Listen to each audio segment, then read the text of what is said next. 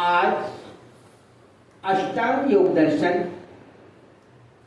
के संपूर्ण योगाभ्यास की कक्षा का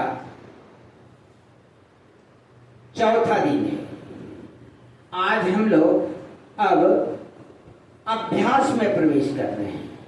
अब तक हम लोग व्याख्यात्मक कक्षा में थे।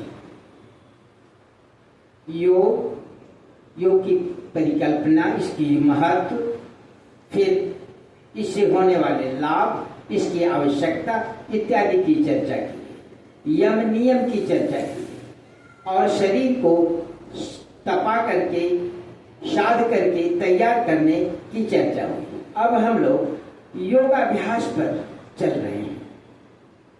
ये आश्रम के शिष्य आशीष कुमार इन सभी अभ्यासों का प्रदर्शन करेंगे। सबसे पहला अभ्यास ये है, पहला दिन में पवन मुक्तासन। प्रारंभिक योगाभ्यास के अंतर्गत पवन मुक्तासन को 3 खंडों में बांटा गया है कक्षा के हिसाब से, जिससे जनमानस को लाभ मिल सके। प्रथम कक्षा है गठिया बात, जोड़ों के दर्द, घुटनों के दर्द, शरीर के सारे अवयव जहां जहां जोड़ है वहां पर वो चलते चलते चलते चलते कुछ बुराइयों, कुछ दोषों के कारण दर्दमय हो जाते हैं। उनसे राहत पाने के बाद ही संपूर्ण योग संभव है। इसलिए सबसे पहले हम शरीर को स्वस्थ बनाने के लिए पवन मुक्तासन के प्रथम समूह का अभ्यास करें, जो कि सबसे साधारण और सामान्य है। लेकिन साधारण सामान्य शब्द से यह न समझना चाहिए कि यह उच्च कोटि के अभ्यासों से सामान्य स्तर का है। इसका महत्व कम है। महत्व इसी का शुरुआती दौर में इसी का बड़ा महत्व है। उच्च अभ्यासों के करने लायक शरीर रहता नहीं, इसलिए उसका कोई महत्व नहीं। पहले इसका महत्व, फिर उसका महत्व, फिर उसका महत्व, इस तरह से क्रम से सजा हुआ। क्रम से सजे हुए पवन मुक्तासन का प्रथम समूह, फर्स्ट ग्रुप ऑफ पवन मुक्तासन। सबसे पहले मुष्टिका बंध आसन करना है। 5 बार मुष्टिका बंद आसन एक हाथ से करते हैं, फिर पुष्टिका बंद 5 बार दूसरे हाथ से करते हैं, फिर तीसरी बार में एक ही साथ में दोनों हाथों से। यह प्रथम ग्रुप का, प्रथम समूह का पहला आसन हुआ, पहला आसन हुआ, पहला प्रकार। दूसरा प्रकार है जोड़, केहूनी का जो जोड़ है उसी के पास से आगे पीछे करना, आगे पीछे करना।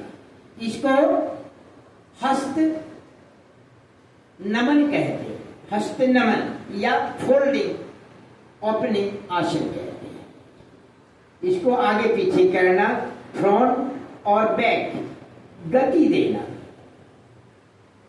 इसमें भी 5 प्रकार, फिर दोनों हाथों से 5 प्रकार, फिर इस प्रकार से। ऐसी बात नहीं है कि 5 ही प्रकार से करना है, 5 ही राउंड करना है, बल्कि इसके जितने निर्देश दिए जाएंगे आश्रम के द्वारा अभ्यासों में, उस अभ्यासी को उतने बार करना है। यह सिर्फ प्रदर्शन करने के लिए 5 बार, समय के बचाने के लिए 5 बार दिया जा रहा है। तीसरा है चक्रासन, हथेली चक्रासन। हथेली चक्रासन पहले क्लॉकवाइज 5 बार, फिर एंटी क्लॉकवाइज 5 बार, फिर दूसरे हाथों से क्लॉकवाइज, फिर एंटी क्लॉकवाइज 5 राउंड करना, फिर दोनों हाथों से हथेली चक्रासन करना है, फिर उल्टी दिशा में भी चक्रासन करना है। इस प्रकार से यहां पर हुआ। फिर चौथा है केहूनी के पास से ठोड़ को मोड़ना है। इसको स्कंध नमन भी कहते हैं, या नहीं तो केहूनी के पास से, कहने के पास से मोड़ने वाला। इस तरह से 5 बार करना है। स्कंध स्पर्शासन या स्कंध नमन या knee, front, folding and opening pose. इस प्रकार से 5 बार करना है। ये चौथा प्रकार है। आज की कक्षा में पवनमुक्तासन के प्रथम समूह के आसनों के इतने अभ्यास कराए गए। अब शेष पाक संबंधी जितने भी पवनमुक्तासन ग्रुप के हैं वो दूसरी कक्षा में